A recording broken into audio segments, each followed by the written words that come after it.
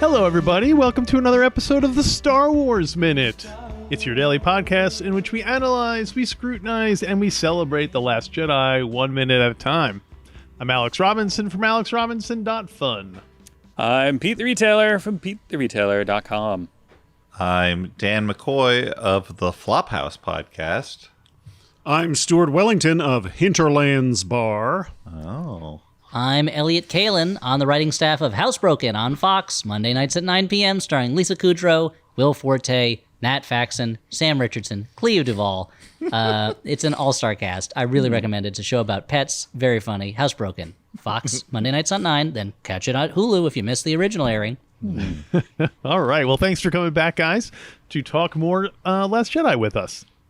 Today we're talking about minute 133. Minute 133 starts with Kylo Ren disembarking from his Upsilon-class command shuttle. And it ends a minute later with Poe telling Finn that Luke is doing this for a reason. Yeah. That's one of those. I was watching this minute and I was like, who in the audience needed to be told that Luke wasn't just on a whim deciding to challenge Kylo Ren and waste everyone's time? Yeah. I mean, it's probably the people that during the movie when there was the big sacrifice scene where, you know, the ship blows into the other ships and there's no audio, the people who like got up and were like, excuse me, Usher, but there's something wrong with this movie. Yeah, and they Usher went to was go like, see the- boop, boop, boop, boop. I can't help Exactly. you. I'm sorry. Yeah. Wow. Oh, wow. Yeah.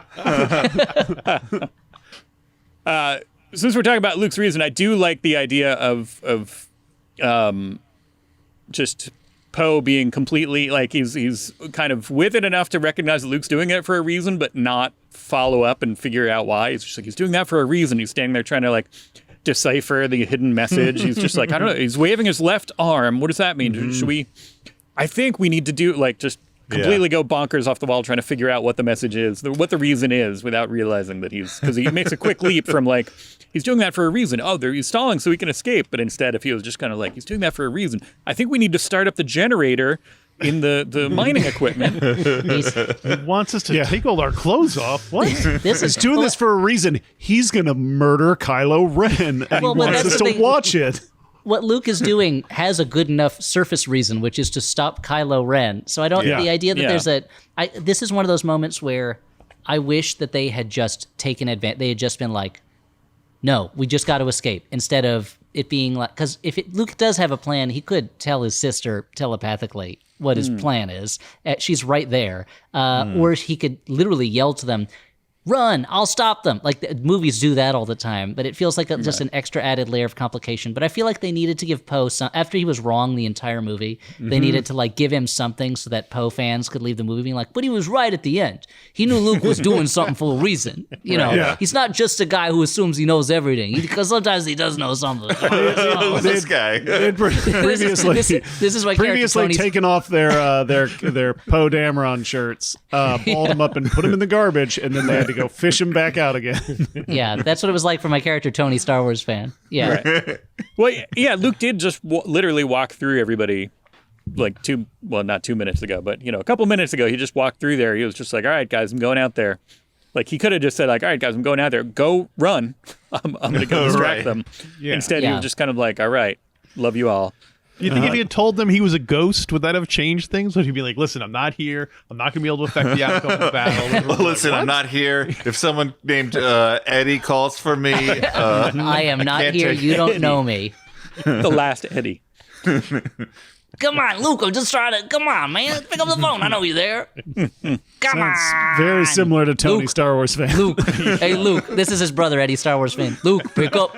Luke, pick up. Pick up, Luke. Luke, pick up.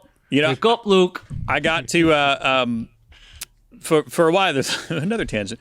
My roommate for a little while had Your wife? No. My earlier before Your child? when I was in my teens, late teens, early 20s maybe. My roommate at the time had briefly decided to marry somebody so they could get their citizenship and he would get some money, but then kind of backed out of it. And Foolproof plan. It was so we got a lot of those. Your roommate was Gerard Depardieu. Exactly. They made a movie of it. It was called My Manon Father the of Hero. the Spring. Was he in that one? I can't remember. He was called The Last Metro. But we got a lot of those calls of people being like, "Hello, Mark, pick up!" Like, and it was very. It was an odd time because landlines were still a thing, and so we got a lot of. It made it hard to use the phone at all because people kept calling, trying to get in touch with him to arrange for this wedding that never happened.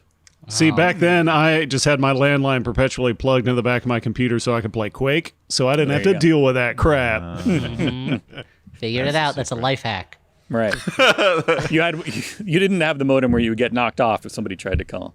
Did that happen? No. If somebody else picked up the phone, if somebody else picked up one of the other extensions, you would get knocked off. Yeah, that would happen. Somebody incoming call. Oh, man. Oh, that would mess my game up so bad.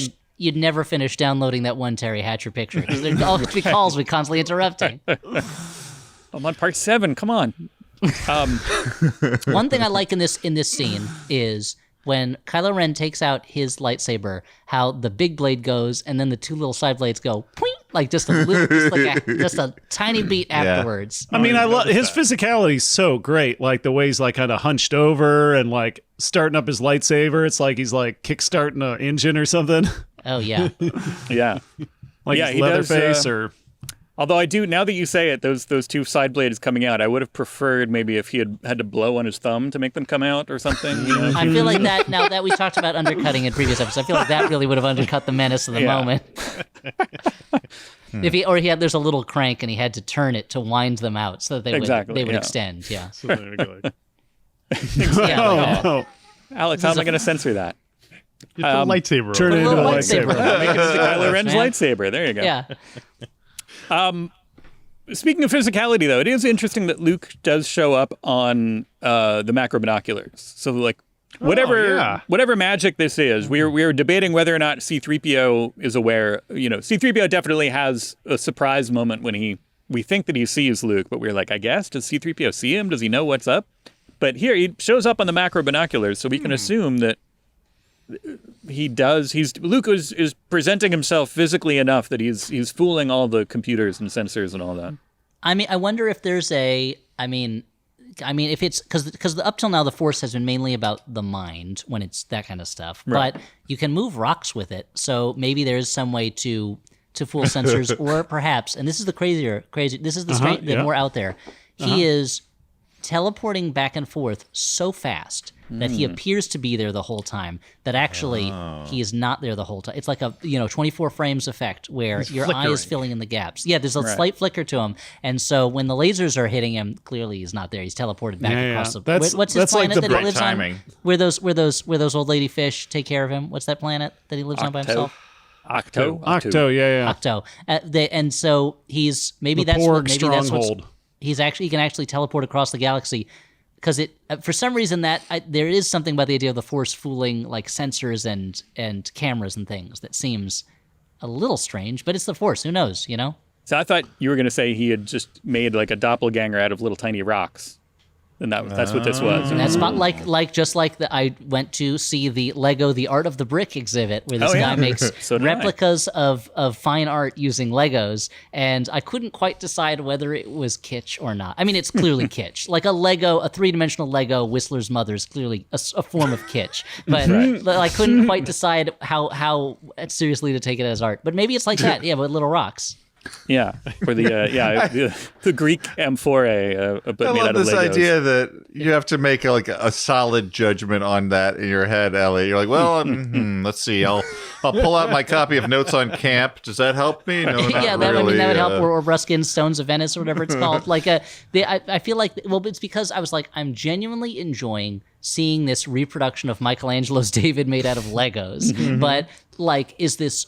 Basically, I was trying to decide for myself: is this art, or am I just impressed at the physical construction effort that went into it and the time it takes? But because again, there's no way it can't be kitsch when it's like American Gothic, but it's made out of Legos. There's no. But in the end, I just decided to go along for the ride. But then, ironically, when it was his original work, that sculpture, where it was like, this is a guy made out of Legos pushing through a wall because sometimes I feel like, you just got to push through to get to the other side of things. Yeah. I was like, well, this is kitsch. Like, this is much more kitschy than the Lego Easter Island head. Like, this is because what he was saying with his art was so banal. But again, the construction was amazingly done. Physical. It's a physical feat, but it's not like he was saying anything new with his Lego sculptures.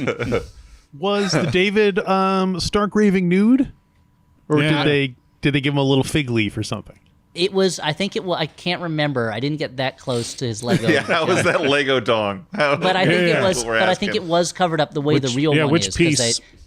Which Well, 'cause piece there's do that- they use? Real one's not covered. the real one. Oh, right. It was. It is Not originally. It was- has been covered over time. Well, that's the thing. I depending think on who's in I think he charge. did the cover version because there's the legend, right, that in the Vatican there's huge cabinets just full of sculpted genitalia that they've removed from statues over hundreds of years.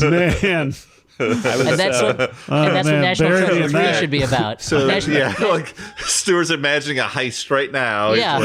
like, National man. Treasure 3. Nicolas Cage has to break into the Vatican to steal all this like all the genitals that Michelangelo sculpted that have been taken away by different popes. just when I thought I was out, they keep pulling me back in. So Finn wants to go out and help, which is admirable. Hmm. But it's funny to imagine him getting out there and being like, "Poe, he's not real. He's a ghost. He's not." Like, what would he have done if he hadn't got? Would Luke just be like, "Finn, get out of here"? He ruined Does it for Finn even- everybody. Yeah. I mean, even if Luke Would was be real, fitting like, of his character, though. Yeah, kind yeah, of. I mean, Yeah. Finn doesn't have a weapon on him, and he's just wearing a blouse and pants. He's not even wearing like armor. So what does he think he's gonna do in that moment? Like, is he gonna he's gonna sucker punch Kylo Ren while he's distracted? I don't know. What do you think? Yeah, I don't know. It's a get back out on those ski. There's no ski speeders left. They all got blown up. So Well, no, I think some of them returned, right? Because we well, some that's right of them because they blew up. retreated once they started firing up the gun. So yeah, Right. So there you go. You could have rammed him with a ski speeder. Meanwhile, BB-8 knows what's going on. He's just sitting back, watching what happens. Just wants to see how this turns out. He's seen this happen a million times before. He's He's like, not moving a ball to get over there. He's just sitting tight, doing nothing. So we learned that R2D2 was actually like very old. Like he was already an adult at the time of the prequels. Do you think BB-8 is also? Wait, hold Like- on. Already an adult at the time? That's an interesting way of Yeah, he putting wasn't a it. baby robot. He wasn't- He had a job. He was working. It wasn't like he Sure. was. Well, I'm pretty sure again that robots that are built for a purpose, at least, are put to work immediately. No, they gotta go to school. They get their PhD. That's a Yeah. droid. Yeah. D stands He for knows droid. a lot of languages. So You never saw that robot Had a school gap year. documentary? You didn't see now I want to pitch a cartoon called Droid Academy, where it's like C-3PO and R2. It's like Big Mouth, but for droids, and they're going through that awkward time in life, but they're droids. I bet you could sell that. I don't know. I mean, we're in another dip of like Star Wars content where they don't seem to know what to do. So goofy stuff might be back on the table, Elliot. I mean, they seem to be greenlighting every Star Wars episode, every Star Wars show that doesn't include a politically outspoken person that comes their way. They're just greenlighting like bonkers. So yeah, I'll try it. Droid Academy, sure. You might have to Watchmen it and do it's almost like C-3PO, but it's not quite, and it's almost yeah. R2D2, and It's like C2PQ and Right, yeah. and R1D8, and they're just Exactly. they're the same basic character. And C2PQ is like Welsh instead of British. I'm on board. Can we get Tom Jones? I don't know. That's I really don't know the answer to that question. Maybe I don't know what he's doing these days. Yeah, I'm I'm not like, sure. I took a moment. I'm like, is he still with us? I Yeah, can't I had to recall. remember. I think I mean, he it is would still be with weird us. if it's like a droid academy and they're young droids and an old man's voice is coming out of He one did of the droids. survive when Mars attacked, but I'm not sure. Yeah, that was a little while ago. Yeah, that's true. that was. Yeah, it was back in the 90s. Jones, not the novel. But yeah, but so your idea that you're asking if BB-8 is like a kid droid? Yeah.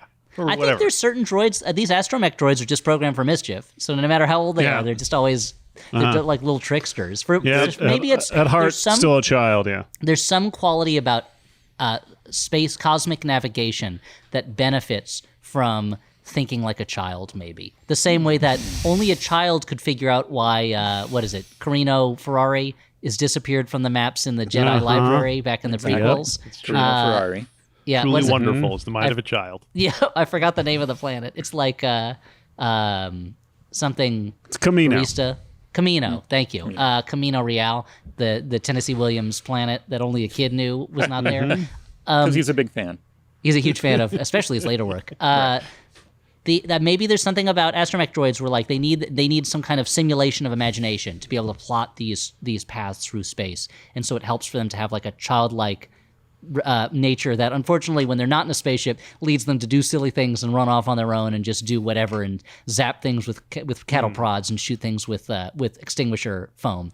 And then because in the next movie Rise of Skywalker you have that little droid who's just a moron, that one who's like a wheel with a cone on top of it, and maybe they went too far with that one and he's got like an infant's understanding of the world, I don't know. I'm not sure what that robot's job is, but guys, good news. As of this taping, Tom Jones is still with us at 81 years of age. Although that we have to be careful because we killed Tom Petty that way, so we have to. Yeah, not a bad track record with musical toms. I wonder if, because it's like C-3PO is clearly a grown-up, right? Mm-hmm. The Gonk droid is clearly an elderly person who just shuffles around, muttering to itself, repeating his name Robot over and rogue. over again. Gonk. Who am I again? Gonk. And so so I guess all the droids, maybe it's that they're programmed to be at the age that best befits their job. That's the theory I'm running with, And the mouse droids are like babies. Yeah, they're just crawling around, They're scared of things. They're crawling around. They start crying if you threaten them. What about the General Grievuses? Well, that's like he's like an emo teen, That's who thinks it's real cool to have Always four coughing. lightsabers. Yeah, I mean technically he's a human inside of a robot body, right? An alien inside of it. An alien inside, Yeah. because he's got like a heart that Obi-Wan. I've argued this with a friend of mine that Obi-Wan should have used the Force to crush that heart instead of using a blaster to shoot it. He told me that's not okay, but that's an argument for another time. So I guess Grievous he's a cyborg and not a droid technically, right? Like I just get confused because he's always hanging out with these other robots. So I figured like he kind of looks like one. I guess he's a robot, right? And those robots are totally teens. Like those, the Magna droids, whatever they're called. Those are totally just teens. like they're Totally they're teens. Nickelodeon totally teens. Yep. Well, I like the conversation here where Kylo said that he was all angry, like, "Oh, did you come back to say you forgive me?" And Luke's just kind of no. That was kind of we talked about this earlier. It's like it would be better if well, not better, but we had said it would really upset him if Kylo pretended not to know Luke at all, and now it's kind of almost the opposite, where it's like Yeah. just come back Come to say back you for your forgive me, like, Corvette. no. Yeah. Or also Kylo being like, did you bring my mail? Like he just kind of like got a bunch of old packages and stuff that like since you left the Jedi Academy, like I thought you might need this. It was seemed Speaking official. of stuff that this movie sets up that then the next movie does not really do anything with. Like I liked the way that this movie diverged from old Star Wars where like Luke shows up, like you say, and like he's not the guy anymore being like there's still good in him or whatever. He's just like, you know what? No, I'm not here to forgive you. I'm not here to try to do anything. I'm here to help them. Like I'm here to fight you. And then, he has his moment of redemption in the third movie. And I'm not saying I don't necessarily want that, but it does feel like just a reversion to like, nah, okay, yeah, he's like the sympathetic bad guy and we're gonna redeem, like I kind of didn't know where this story was headed at this point in the series, and then it was headed in the most obvious, regular Star Wars direction ultimately. Yeah. Right. I think it really undermines how, we always hear about how bad the dark side of the Force is and how once you go back forever will it dominate your destiny. And yet people are always, like, the majority of people who turn bad turn good at the end. So it's not, Yeah, really. Give it to Palpatine for sticking it out and remaining that's evil exactly- until I the mean, very end. you gotta slap some cautions on it. Otherwise, people will just go right to the dark side because it's Yeah, dope, it's true. and then they'll be like, "I'll flip back whenever I need to. Just flip those sliders around. It'll even out in the end." I mean, I think if there were more, if there were more examples of people not flipping back, it would be more powerful that it's really only 2 times that we see someone go from dark to light, and both times it's a result of love being woken up in them in a way that they did not know they were capable of feeling anymore. And there's something that should be very powerful about that, but it does feel kind of like a redo by the time of the next movie. But there is something about like that it's this either the love of in Return of the Jedi, love of a son for a father that turns him, or the love of friends, or the love of someone who understands your life experience in the way that nobody else can, which is kind of like how I read Kylo and Rey, is like they have experienced something that they can share with no one else in the universe, and so that's it. Even more than a romantic love, it's like we understand each other in a way nobody else does. That like that is the kind of thing that can bring you back from the dark side. But because the movies are so repetitive, it's like the only guy who doesn't feel that is the Emperor Dooku, and it's like, okay, then I guess anyone who's not just an old Darth cranky Maul. man, or Darth Maul, anyone who's not a cranky old man or a hornhead can can get pulled back by. I guess it's if it doesn't feel as earned in the third one as it should, but it should be that feeling of like, oh, someone feels something for me, and that's what's dragging me back from the pit, I've been I'm carefully constructing all my defenses of Rise of Skywalker for 2 years from now when we will settle this. But one thing that I do like, it's from the get-go, Kylo Ren is presented as kind of tortured. He's trying really hard to be dark side, but he's not as dark side as he wants to be. Nor is he as nasty as he wants to be, but that's a whole different thing. It's the same way that Luke is I'm building off my theory of him as a self-taught Jedi, and so he's not a perfect Jedi. Kylo is a self-taught Sith Lord, essentially. And it doesn't really come naturally to him. Like, he is a guy who should have been, and I guess that's supposed to be baked in as the tragedy of his characters. He should have been a really great hero, but Luke didn't have the faith and the trust in him that he needed, and so his whole life has been twisted by that moment. Basically, he was looking for someone to believe in him, and Snoke or whatever, was the one who did that. Snoke. It was Snoke. I find Snoke to be such an uninteresting. They're like, what if the Emperor was thinner? He's okay, He's also great. got a What if he was gross an orc? face. He's got a gross face, and he falls for a ridiculous trick. But I love it though, dude. But that Kylo Ren he is not by nature a bad dude, but the father figure that he built up. Who are his father figures? He could never pirate save who runs away. the president when he's kidnapped. Exactly. Yeah. He's not a bad enough dude. Yeah, and you need a real bad dude for that. His father figures are a space pirate who flew away, his teacher who in the end didn't trust him enough to let him chart his own path, and Snoke. So he's flailing around looking for the person that he wants to be, and I like that about him. But it does undercut the menace of the movies if the bad guy doesn't really want to be a bad guy. But I don't know. It makes the movie both more interesting on a human level and less rah, we did it, let's blow up that Death Star and go home, Chewie. The thing that ultimately, I feel like Star Wars is a richer text for being simple and you read things into it, maybe, than for the text itself exploring those things. It works on the way that the Dark Crystal TV show didn't quite work for me, because the Dark Crystal movie works for me on a mythic level. Star Wars maybe works best on a mythic level where you're reading the psychology into it. I don't know. This is just me talking through my Expos cap that I'm wearing. It's not this is not pre-thought stuff. And I do love this movie, so I like those shades to it. But I don't know. Maybe all those Star Wars fans who didn't like it were right. You know what? They're right. I hate all these new characters. What? I hate No, that they're not Elliot, exactly no. what I grew up Quite a with. turn there. Turn to the dark I'm side. Will he be able doing to a- flip back? We don't know. I'm doing a big heel turn. The dark side is bringing me. If only I had people in my life who loved me.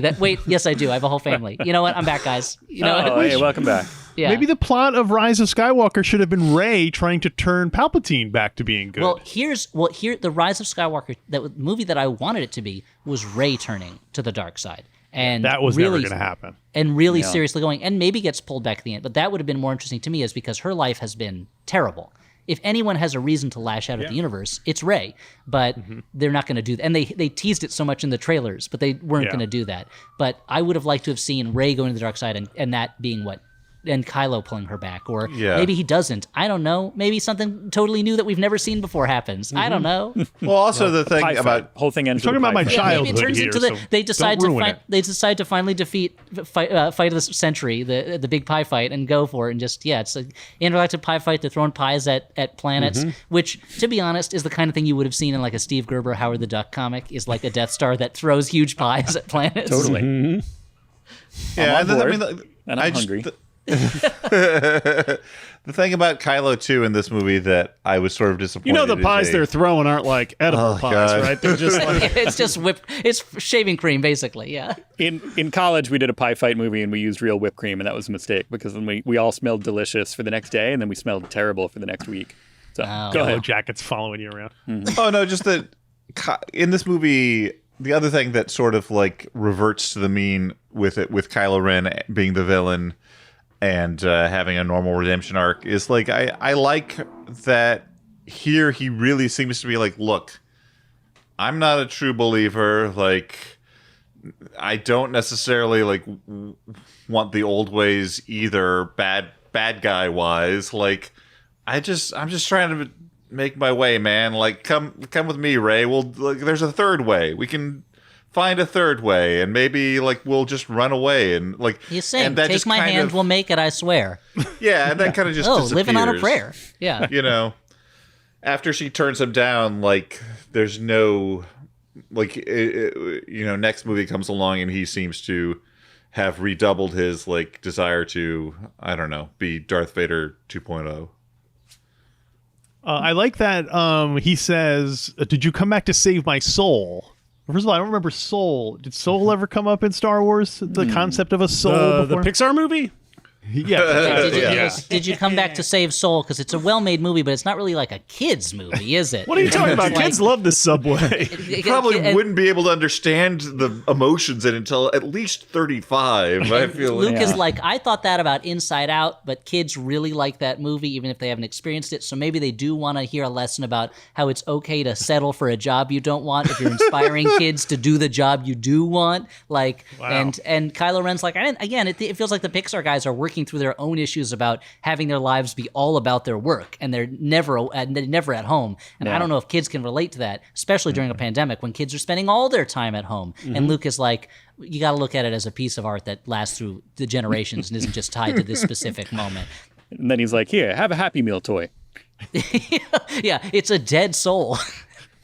Here, it's there's a I don't know. We do have soul Happy Meal toys around the house because they did do that. Yeah, but you have to assume that there is some concept of a soul in the Star Wars universe, even though they don't use that name, because like Obi-Wan can just come back and visit Luke, so clearly he wasn't just a physical body. But maybe it only but does that only exist for people who are chock full of midi-chlorians? I don't know. That's a good question. Interesting. Yeah, I don't. Sorry, I feel like that's like a dessert in the Star Wars universe, chock full of midi-chlorians. Yeah. And it gives you a little tingle. Terrible. It doesn't necessarily go into your blood. It doesn't make you a Jedi, but it gives you a little Yeah. tingle, and it feels, wow, that's good. Yeah, so this is what it's like to be a ghost. Well, so he says, "Did you come back to save my soul?" And Luke says, "No." But it's funny because it's almost like a very Obi-Wan thing. He's like, "No, I didn't come back to save your soul because I didn't come back." Oh, You know what I technically, mean? he's Like, right. so he's like, "You didn't come back to save your Yeah. soul." He's not back at all. So. Jedi are all about the letter of the law. Yeah, Technically, exactly. Darth Vader did kill your father by taking over your father's personality. Yeah, you see? Every time Obi-Wan says someone was killed, you always have to double check. Now, you mean literally killed, or do you mean like he got transformed into a different evil I've person? been burned before. It's the way the Jedi are the most rabbinical, where they're like, technically, I didn't say that your father was killed physically by Darth Vader, so in a way, perhaps, like there's a lot of that with the Jedi, you know? Right. I know. I said a Jedi should not strike first, but who's to say what a strike is? Maybe an insult counts. You could say I was taunted, and that counts as a strike. Anyway, that's why I cut off Bonda Beba's arm. We're supposed to focus on knowledge and defense, but what if you wanted the knowledge of how a man dies? That counts And I don't as mean knowledge. dies in the spiritual sense. I mean dies. Speaking of Obi-Wan, Kylo Ren does a cool decloaking, mimicking the way Obi-Wan, right before Obi-Wan and Anakin have their big duel. Obi-Wan makes a big deal about throwing his cloak off like a boxer, like a wrestler. Yeah, So you we see know Kylo who Ren do the really same makes thing. a big deal, who's really successful in the Star Wars universe? Dry cleaning guys. People are always throwing their cloaks on the ground. They're always getting their arms chopped off in bars. If you want to make Constantly going into garbage disposals of various Oh kinds. yeah, if you want to make credits in the SWU, go into dry cleaning. That's my recommendation. The pause before you deliver that punchline, Elliot, hurts my brain. You're like, oh, you gotta get ready for this one. Here's the wind up. Still winding up. That was a rich... We did see the ironing droid, so I'm assuming the cleaning and all that stuff might be all droid. Well, but somebody's got to own the droids. There's always come on, how it works, Pete. It's not. It's not like there's not a socialist. Everyone gets their stuff done for free because the government pays for it. I know we still pay for it, but it's all droids, and so I guess it's the ownership. It's the people who the rich droid barons. Yeah, there's some like Ugnaughts that are messing with them, right? Yeah. And then that one droid was ironing that other droid's feet. That was what was happening, right? Well, that's what was happening. Yeah, they were talking the pain sensors on the bottom of a droid's feet. Why? Right. Why would you do that? It's bad droid design. It's erotic. I get it. Fine. I get it. EV-99, that's what she does. She loves it. Well, it turns out that was a Lego finding droid. It was like a pig that finds truffles. That was a Lego finding droid, so it had to walk around with So you do need pain feet. receptors on the feet. That's a good idea. Yeah. I like the idea, though, now of going back to the whole scene where they go back to Canto Bight and Rose is like, look, these are all war profiteers.